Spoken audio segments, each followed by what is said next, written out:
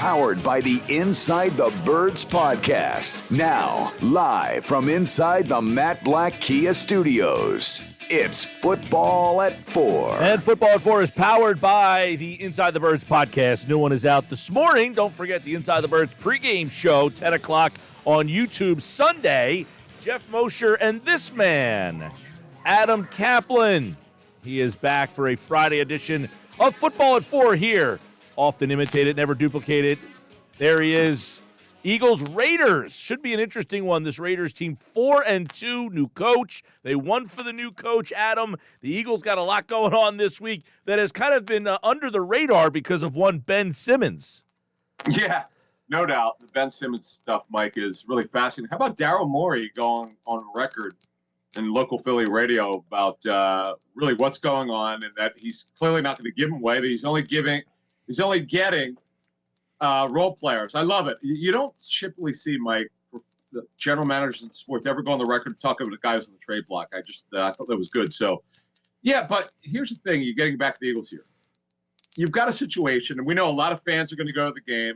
We had a bunch of fans chime in on our we have a Facebook board. We've got a YouTube message board and comment board, and it seems like there are going to be a lot of fans there. It would not shock me if there are at least 5,000 Eagle fans at this game.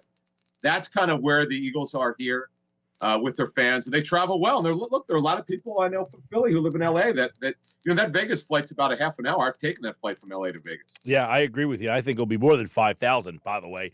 You remember that game? You remember that game out in L.A. when they played the Chargers? How many were out there? How about Sirianni being asked about it today? Isn't that funny? Right. About the Charger game? Yeah. Do you remember that game? I mean, yeah, they got buried. Crazy. Yeah. In fact, the Eagles, I talked to them when they got back. They could not believe how loud it was, particularly when LeGarrette Blount had that long run. Yeah. They're Miami. They seem to do very well, too. I think you'll see a lot of fans out there in Vegas, and they'll see a new offensive line again, but maybe for the better. Lane Johnson is back, which means now, Adam, 3 of their Week 1 starters are in the lineup. You got Jack Driscoll and Landon Dickerson at the guards. They did not start in Week 1, but you got your center and your 2 tackles back, and you wonder how much that changes the offense. Yeah, it's good. I mean, it's a good thing, Mike. So Lane Johnson, they just wanted to make sure everything was right with him. You know, it had basically been about 3 weeks since he had played, so they eased him in. They worked him back in, and he felt good. And, this is one thing that you got to understand is this head coach is big on connecting with players. And so what's important to him, as Sirianni was talking about, connecting with Johnson and making sure that they're both on the same page here, and they are. So he's back there. Mailata now moves from right tackle to left tackle. Also, he's not on the injury report anymore. That's good. He was not even listed with the knee, which we know is an MCL sprain. So that's a good sign. Driscoll continues to start at right guard. He started right tackle before, we know that. Landon Dickerson will remain at left guard where he's starting to get comfortable. Now, I would also tell you that, and we put this on our show several months ago, probably, July. We were told, do not pencil in Landon Dickerson to replace Jason Kelce if Kelce retires. They will decide, these coaches will, Jeff Stoutland chiefly among them, what they'll do with Isaac Seumalo next year. He's out for the season, but when he's back next year, Dickerson in terms of who lines up at center and who lines up at guard. That's, definitely something definitely interesting to keep an eye on, because how would you say that Dickerson is handling the left guard spot? Well, he's getting better. Look, it's not perfect. He's got his legs beneath him. It's just technique-wise, there's some challenges that he has to learn. They're not doing it the same way they did it at Alabama. They do it differently at the NFL level. In fact, Trey Thomas, I remember when Trey was on with us last year, Trey would explain that when it was on our pregame show, that the way that Jeff Stoutland teaches hand usage is different than most other teams do. So this is certainly a challenge for him, but he looks better each week. There's no question he's going to be a stud offensive lineman for the Eagles if he lines up at center or guard. It's just that because he's spent so much time in his career and he's learning what the stuff that he needs to learn as an NFL player, it takes time. You just don't walk in and become a star. I think sometimes there's unrealistic expectations, but there's no question he's going to be a really good player if healthy. Adam Caplan, Football at 4, powered by the Inside the Birds podcast. And Adam, I'm really interested in not only your answer to this, but to watch this on Sunday. How Dallas Goedert returning from the COVID list, how he will be incorporated in this offense. There is no Zach Ertz, who had 31 targets that could have gone, to Goedert. They split those targets up. Not really. Ertz had 31, Goedert only about 20. So they weren't splitting the targets up. I know Ertz missed the game, but now all these targets potentially go to Goedert, and how that opens up, changes. There's been a lot of talk about Goedert this week. Yeah, it's interesting because when you look at it now, with Ertz gone, Goedert now takes over the job full time. He just came off the COVID list, just under 2 weeks on it. He didn't practice yesterday. He did have a pretty good workout with the training staff. So that he worked some today in their light practice. He doesn't even have an injury designation, so he'll be in the starting lineup. Jack Stoll right now will be the backup. They brought back, it's so funny, Richard Rodgers, right? So he gets cut after the Ertz trade, and now he comes back to, he's not replacing Ertz, but he's taking his roster spot in a way. He's on the practice squad, and I would assume it's hard to dress only 2 tight ends for a game, so I would assume that there's a pretty good chance he'll be activated by 4 p.m. Eastern tomorrow, which is the deadline for the game to add players to the roster. So, yeah, it's now Goedert's deal. There's no question about it. I'll never understand the underutilization of Goedert, even with Ertz there, because Goedert is a different player. He's physically tough, as we know. He had a touchdown called back some weeks ago where he scored when there was a penalty on the play, but he's just really good. He's, to me, a top 5 to top 7 talent. Now, I know he hasn't always played that way, but in terms of talent and plus the injury history, it's held him back. And that's part of why he's not gotten the contract that they wanted. But he is on the final year of his rookie contract. The rest of the season is here. And remember now, the Eagles have gotten calls about him. That's definitely true. I know that story that's out there from my friend Jay Glazer put that out from Fox. It's absolutely true. Because he hasn't got his extension. The word gets around the league. People wonder, what are the Eagles going to do with him? But assuming he's going to be here the rest of the season, he's here to showcase his talent to get a good big deal from the Eagles. And they drafted him, Mike, by the way, as a 3-down tight end. He absolutely needs to get a bigger role, and he will go for it. Yeah, 14.4 yards a catch. And one thing, for as look, Ertz is probably the best tight end in the history of the franchise. He had the nickname No Yak Zach for a reason. Yeah. He catch the ball and didn't do much. Goedert he breaks tackles. He's got some explosion. You wonder, I don't want to say that he's better than, I think what Ertz did so well, he was so savvy. He found the holes in the coverage. He got himself open. But Goedert can be a bigger play tight end. Yeah, and the thing about Goedert, he needs to be, and where Ertz is terrific, third down plays to get a first down, being dependable, hands. And you talked about it, finding holes in the defense, and particularly in zone defense. Yes, Zach would go down and would not get the extra yardage, which I know would annoy some people. Goedert is exceptional running after the catch. He had one of the all-time catches that got called back, remember, against Dallas, and that phantom push-off, the 75-yard catch and run for a touchdown, which clearly was not a push-off. That was a bad call by the rest, but that's some of the things he can do. So Goedert right now, you're going for it, he's going to be the guy. Jack Stoll, who's been a good story for them, just as a guy to show that he can play. And then, by the way, Tyree Jackson now is working. They're going to take this as far as they need to. Because remember, Tyree Jackson, though he's a great story, never played in a preseason game. And the only real practice time he had was in training camp. So they need to give him time to develop. All right, a couple things here with Adam Caplan as we look at the Eagles and the Raiders. On the injury report, really the one name questionable, Anthony Harris. And number one, Harris is a new player, how he's fitting in on the defense. And if he could not play, what is the defense losing and how would they replace him? Yeah, and look, he knows his defense because he was brought in here to help implement it with Jonathan Gannon, who knows him from their days with the Vikings. So it would be Marcus Epps, from what I understand, who would start for him if Harris can't go. Here's the troubling thing. So first of all, let's go back to last week's game, the Bucs game. So he gets hurt. He hurts one hand, comes back. If you're watching, his hand was wrapped. Okay, that's all we knew about one hand. So Wednesday's injury report, they list him with both hands being injured. And yesterday, though, he had a full practice. Today, he didn't practice today. And guess what? They added a groin injury to it, which means he must have gotten hurt in Thursday's practice. So now he's questionable. They don't know if he's going to be able to play. And again, Marcus Epps would be the likely fill-in. Epps is a good player. He's been a nice story for them. From what I understand, he's played well. So that certainly because of Darren Waller being on the other side. The Eagles typically do not cover the tight end well. They have their ups and downs against it. And by the way, speaking of covering tight ends, the Raiders are the worst in terms of giving up plays and also targets. Eagles give up 9.3 pass targets per game to tight ends. So Goedert should have a huge game, no question about it. And the Eagles will give up run after the catch against tight ends in that zone defense where the safeties play really far back. So in the intermediate area where the Eagles linebackers don't play particularly well, that's where I think Darren Waller's going to hurt them. That's interesting. And one area, too, where on the defensive side of the ball, you look at the Eagles' defense, and the Raider offensive line is a weak spot for them. And we know when the Eagles have had success this year defensively, John Gannon's defense has had success, Adam. It's been Carolina, Atlanta, teams that do not have very strong offensive line. So this is an area where you think the Eagles could win that battle is up front with their defensive line. Yeah, where the Eagles, Mike, should dominate, or at least they have a very good chance to dominate, would be in the interior.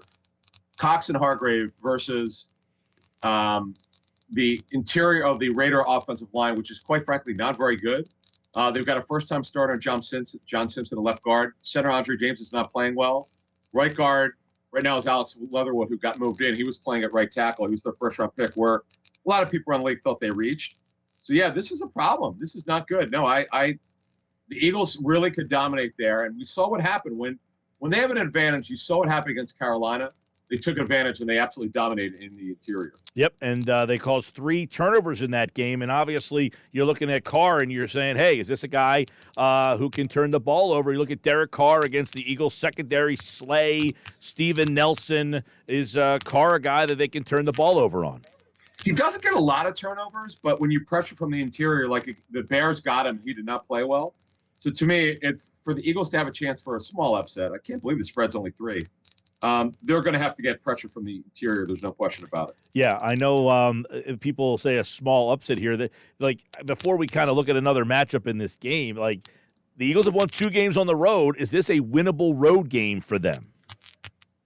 It is, because here's the thing. Talking to the Raiders, I really believe that emotionally it's not going to be easy for them to get up for this game. It just would worry me if you're a Raider fan listening. It's just hard.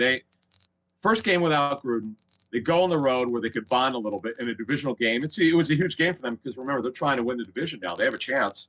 Probably not going to do it, but they've got a chance. They're now tied for first place, and they had a dominant win from pillar to post. On the Eagles, what's going to happen here, they came out running with Josh Jacobs. And I talked to the Raiders. They felt it was Jacobs' best game this season. It wasn't a great game, but he did well enough. And they want to get Josh Jacobs going. The Eagles don't stop the run, giving 4.4 yards to running back. So could the Eagles upset him? Yeah, but Jalen Hurts hasn't played an exceptional game. We didn't talk about it. He's got to play great. There's no way he plays average and they win this game. He's going to have to play in a great game for them to win on the road here. Well, let's look at that then. The Raiders play a lot of cover 3, much like the Eagles. They do not blitz a whole heck of a lot.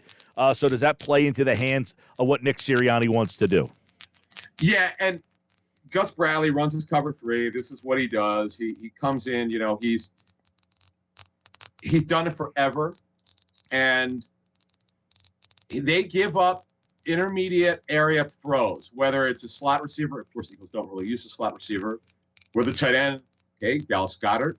So I think there's an advantage there. It's too bad because the Raiders give up the most production to slot receivers in the National Football League. They give up a big catch rate to tight ends, 73%. As I said, most targeted, 9.3 a game. So Goedert should have a big game. The other thing that you can do against them, the Raiders linebackers are fast, but they're not physical. This could be a Miles Sanders game. I know I must say it every week. I want to not be wrong, but all I'm telling you, Mike, is the opportunity is there for Miles Sanders. I don't know. I don't trust Nick Sirianni as a play caller. He's done nothing to show me that I could trust him. But the opportunity is there for the matchup.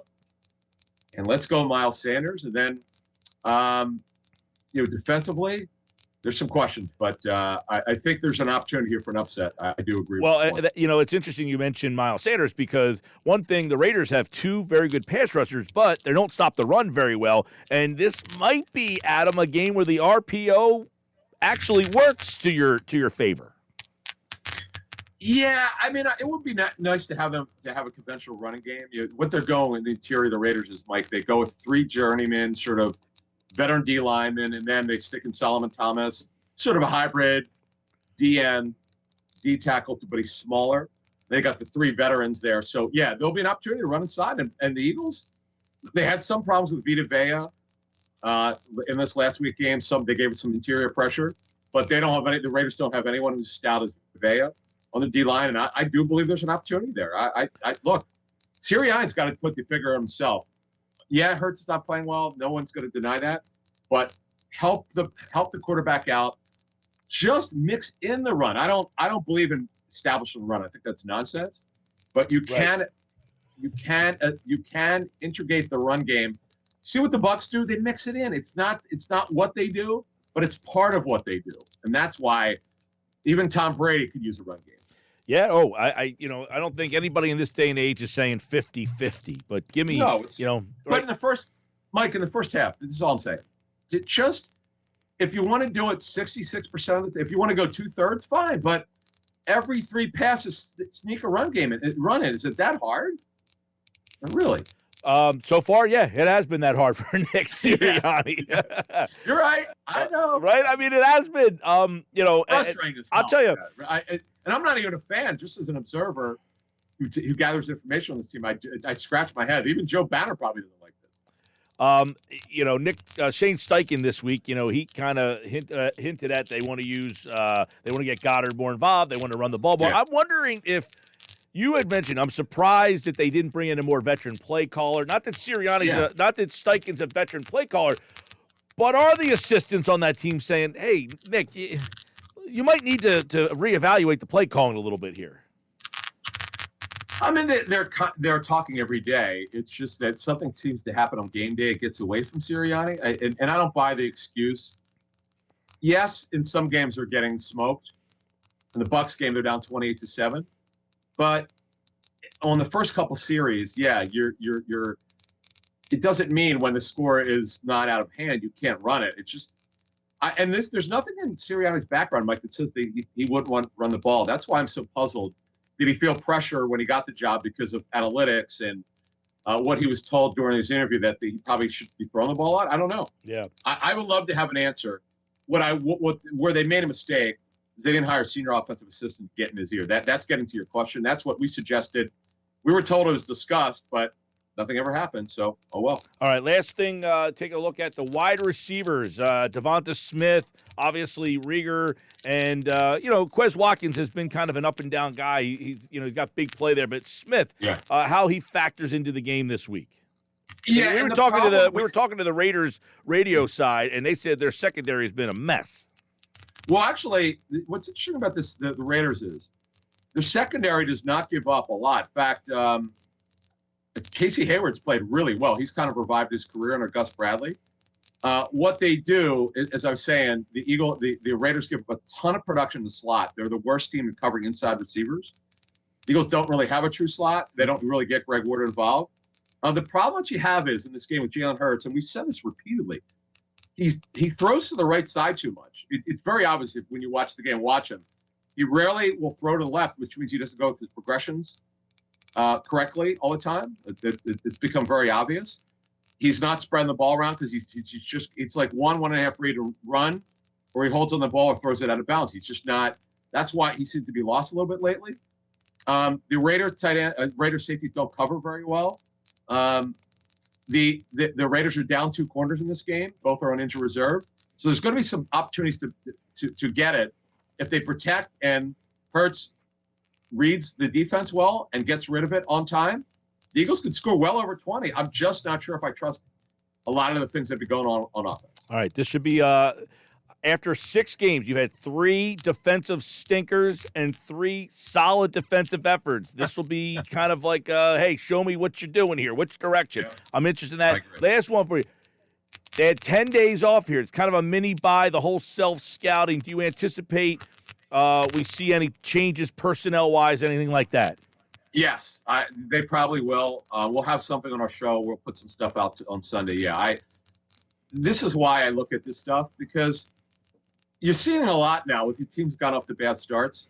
it might be cosmetic in terms of coverage. It might be personnel changes. We served, by the way, earlier with Eric Wilson, who bench is sometimes a hard word, but where they make a lineup change, where they reduce a guy's playing time. Yeah, I would expect some small changes, whether it's offense or defense. I definitely will expect something different that we haven't seen before, to answer your question. All right, maybe more Davion Taylor, maybe a little bit more Milton Williams.